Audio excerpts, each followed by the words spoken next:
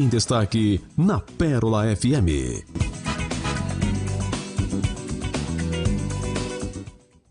Muito bem, Wesley Pedrosa. Hoje o nosso Bola Rolando um pouco diferente. Exatamente. Nós tivemos uma informação lá 2 semanas atrás sobre a questão da recuperação judicial.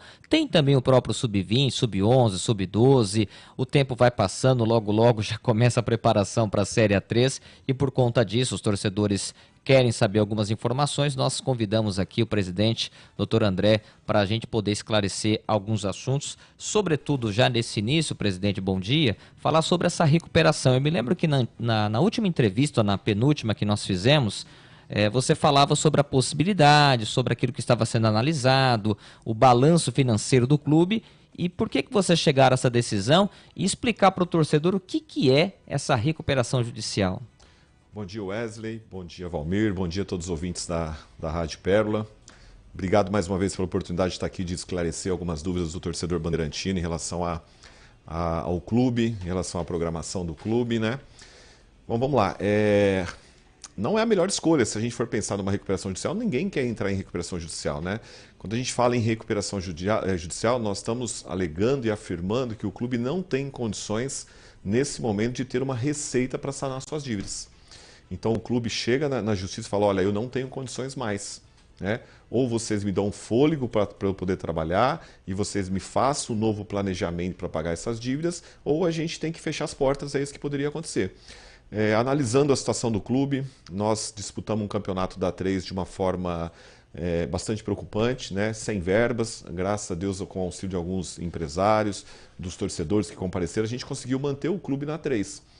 Só que a dívida que o Bandeirante tem hoje, eu teria que disputar 10 campeonatos nessa mesma situação que eu disputei esse ano para eu poder pagar minha dívida. 10 anos seguidos.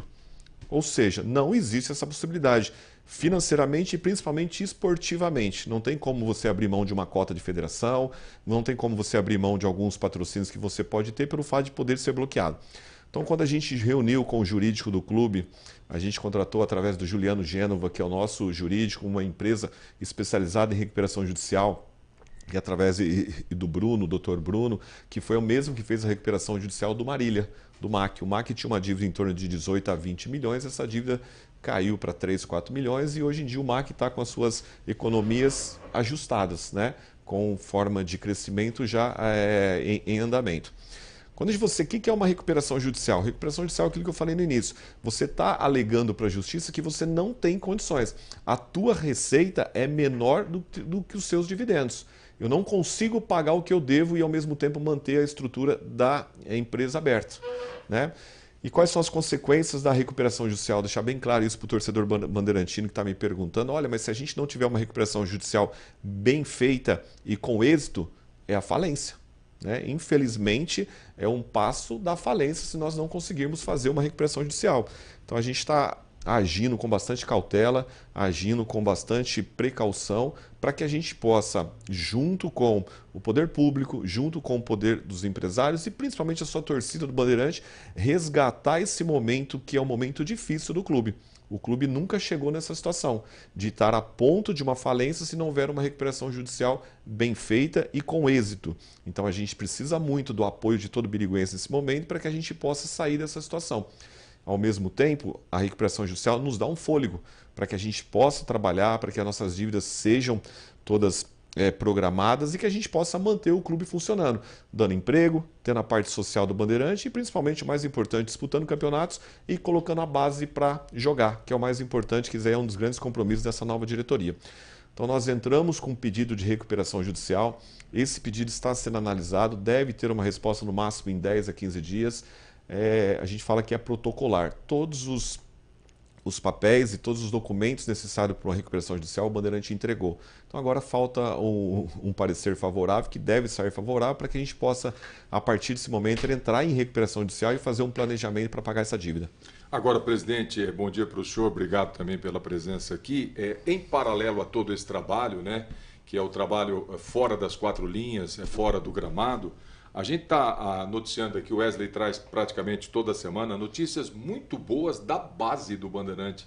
Os resultados já estão aparecendo. Com certeza, Valmir. Nós hoje optamos por, até estrategicamente, por que nós optamos por isso? Sub-11 e sub-12, que são a molecadinha, que é o início de tudo, né? Onde você ainda consegue ter um poder sobre os pais, sobre o atleta, de manter ele aqui com um vínculo com o clube. Nós somos líder da categoria do Campeonato Paulista da Série A, nós somos líder no nosso grupo do Sub-12, somos vice-líder, um ponto atrás do líder no Sub-11. Então, assim, campanhas espetaculares, nunca teve essa campanha, com grandes chances de passar para a próxima fase, pegar um time grande aí no mata-mata e caminhando junto com essa estrutura. O Sub-20, que nós também estamos disputando, nós também somos líder da nossa chave, onde tem Penapolense, tem Assisense, Santa Cruzense. Nós somos líder do Campeonato Paulista Sub-20, né? E o Sub-20 foi feito exatamente para que a gente possa começar a ter uma base para o ano que vem. Hoje em dia eu tenho certeza ali que tem de 6 a 8 atletas que perfeitamente pode agregar o grupo da A3 no ano que vem, para que a gente já comece com um grupo, uma base, para que a gente possa, a partir desse momento, atrás de jogadores mais experientes, jogadores que conhecem mais a divisão e alguns nomes mais renovados para complementar esse plantel. Mas já ter uma base para a A3 no ano que vem é uma grande conquista que nós estamos conseguindo com o Sub-20, líder, fazendo uma belíssima campanha através do Rony, que é o nosso treinador, e a gente está muito contente. A base, que é o grande perfil de um clube, o grande êxito de um clube, a gente está conseguindo fazer de uma forma adequada.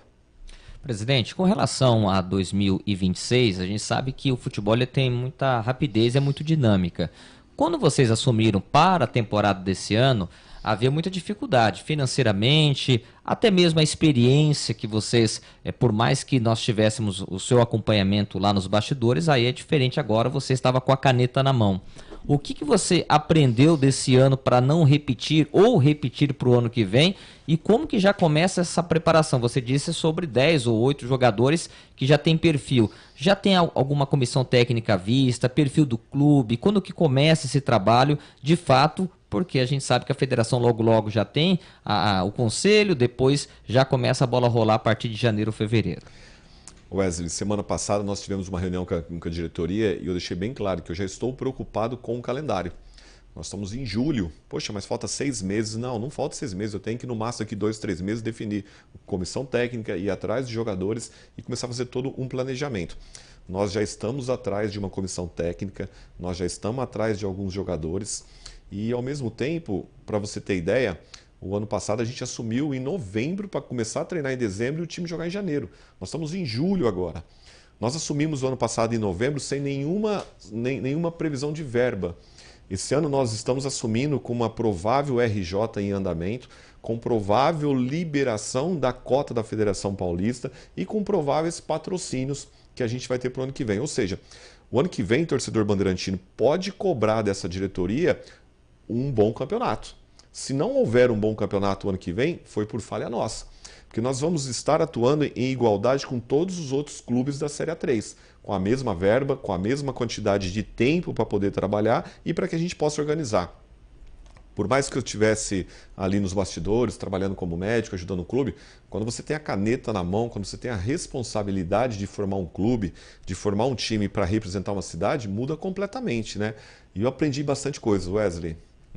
Aprendi a entender a mentalidade do jogador, a você saber até que ponto você pode ir de liberdade com o jogador, até que ponto você tem que cobrar, em relação à comissão técnica também, em relação à estrutura, logística dos jogos. Acho que o ano que vem, o ano passado serviu como um grande aprendizagem para todos nós da diretoria, que era o primeiro ano, né? E que a partir desse ano a gente possa fazer um trabalho com tempo, com um calendário dentro do possível que a gente está conseguindo e possa fazer uma performance ideal que esse ano. Podem esperar o Bandeirante forte, isso que eu prometo para todos vocês. Esse ano eu não prometia, você lembra que eu vim aqui e falava, eu quero manter na divisão, quero manter na divisão. O ano que vem é diferente, o ano que vem nós temos toda a estrutura de brigar de igual para igual com todos os times.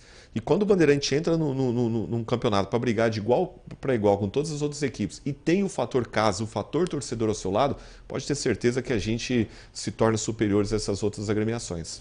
Uma das necessidades do Bandeirantes Esporte Clube é o estádio Pedro Marim Berbel, né? Estivemos lá no Futebol Solidário, que foi um sucesso. Vimos, inclusive, a atuação do goleiro presidente. Joga muito, hein? Que é melhor continuar como Melhor, presidente, né? presidente. Como goleiro, acho que não dá. Brincadeiras à parte, qual é a situação do estádio Pedro Marim Berbel para receber? Existe alguma expectativa, alguma coisa pensada para melhorar as condições do estádio? Porque ele está velhinho já também, né? Tá, Wesley, desculpa, Valmir, nós temos, assim, projetos um monte, né, que eu estava falando com você antes de começar o programa aqui. Claro que requer dinheiro, requer prioridades, e essas conquistas por estádio não é uma prioridade nesse momento, mas com isso eu gostaria de contar muito, inclusive quero marcar com a prefeita Samanta para a gente conversar, gostaria muito do auxílio do poder público, né? Lembrando que o estádio Pedrão, ele é um estádio municipal, ele é da prefeitura com concessão de uso ao Bandeirante, de prioridade ao Bandeirante, mas que outras modalidades da cidade pode usufruir do Pedrão também, né? A gente sabe que tem alguns jogos lá que pode acontecer. E a gente precisa muito do poder público nesse momento, estar junto com nós. A gente precisamos reformar os alojamentos do outro lado, que a gente quer colocar o Sub-20 lá. Aquela fachada do Bandeirantes, a gente quer transformar aquela fachada do Bandeirante. Eu tenho uma ideia de tirar todo aquele alambrado em volta do estádio, colocar ali uma estrutura de acrílico para se transformar numa arena. A gente tem que fazer a cobertura daquela área da arquibancada, também tem projetos sobre energia solar para cobrir aquilo. Enfim, projetos não faltam. Falta investimento, falta verba, que nesse momento a gente consegue priorizar. Em termos de regulamentação do estádio, ao contrário do ano passado, que nós estávamos todos irregulares, hoje todos os certificados, os alvarás do estádio, está tudo em dia, não tem nada faltando em relação a bombeiro, a polícia, a Federação Paulista. Então a gente está em dia, a gente começa o trabalho esse ano com a programação para o ano que vem muito mais confortável do que a gente estava no ano passado. Você comentou nos bastidores que em breve nós teremos a apresentação, né, um documentário sobre o centenário de Birigui, centenário do Bandeirante, que é algo também que, como você disse, a própria movimentação da marca, né? Movimentação do próprio estádio. Nós tivemos agora o futebol solidário, a gente tem a própria movimentação do Sub-20, Sub-11, Sub-12. Como que também está paralelo isso para trabalhar a própria marca do Bandeirante, esses eventos, esses documentários, aquilo que pode também trabalhar. A gente sabe que o Endrigo está junto com você trabalhando nessa parte também, para poder levar a marca, que é uma das mais importantes da cidade. Wesley, eu sempre falo em todas as entrevistas, todas as conversas que eu tenho, eu acho o Bandeirante a maior marca de Birigui. Talvez eu esteja enganado em relação a isso, mas ninguém tira isso da minha cabeça. E eu tinha prometido, junto com a diretoria no começo do ano, que a gente ia ter calendário o ano inteiro. Felizmente eu não consegui. Por questões financeiras, por questões principalmente jurídicas nessa situação, a gente não conseguiu. Então o que a gente está tentando movimentar a cidade para que a gente possa fazer esse segundo semestre algumas ações que faça o Bandeirante fazer parte da sociedade de Birigui, né? Nós temos um grande atrativo chamado Bandeirante e nós precisamos alocar isso dentro da cidade de Birigui, né? Dia 30/7, agora já aproveitando, fazendo um convite a todos os ouvintes da Rádio Pérola, nós teremos um documentário chamado Bandeirante, Paixão Centenária, que foram produzidos de uma forma independente pelo Fernando e pelo Joander, dois cineastas, duas pessoas aqui de Birigui, que produziram esse documentário de uma forma muito, muito emotiva, né? Eu confesso que eu já assisti e fiquei extremamente emocionado por ter algumas lembranças da história do Bandeirante, inclui a cidade de Birigui junto a isso. Então, dia 30/7 agora, nós teremos um cinema no Pedrão, vamos colocar um telão lá, para que a gente possa receber a população, que a gente possa receber os torcedores bandeirantinos, que em algum momento fizeram parte dessa história do Bandeirante, para que a gente possa receber as pessoas públicas da cidade e que entenda que o Bandeirante faz parte da cultura de Birigui. Não dá para pensar Birigui sem o Bandeirante, não dá para pensar do Bandeirante sem Birigui. Então a gente quer fazer essa integração junto com o poder público, junto com o poder privado, para que a gente possa junto caminhar e tirar o Bandeirante dessa situação incômoda que se encontra nesse momento. E minha última pergunta aqui, presidente, eu sei que especular nomes é complicado, mas a gente sabe que já ventilou de tudo mais um pouco, né? Desde o término da Série 3 para agora. O perfil do clube, né? Você comentou sobre essa mescla, mas a expectativa de contratação de jogadores de peso que fizeram história, ou isso realmente é só falácia mesmo na cidade, dos torcedores? Boa pergunta. Essa é a pergunta de 1 milhão que precisa ser respondida, né, Wesley? Que o pessoal pergunta, né? Assim, nós com os pés no chão, a gente vai fazer um trabalho para classificar entre os 8. Vocês podem ter certeza disso. Essa daí. é a meta. Essa é a meta. Eu não vou pensar menos do que isso nesse momento. Volto a dizer, esse momento esse campeonato eu vou estar de igual pé com todos os outros clubes. Qualquer coisa que der errado, a culpa é do presidente. O ano passado, esse ano não. Esse ano a gente não tinha condições de lutar para subir.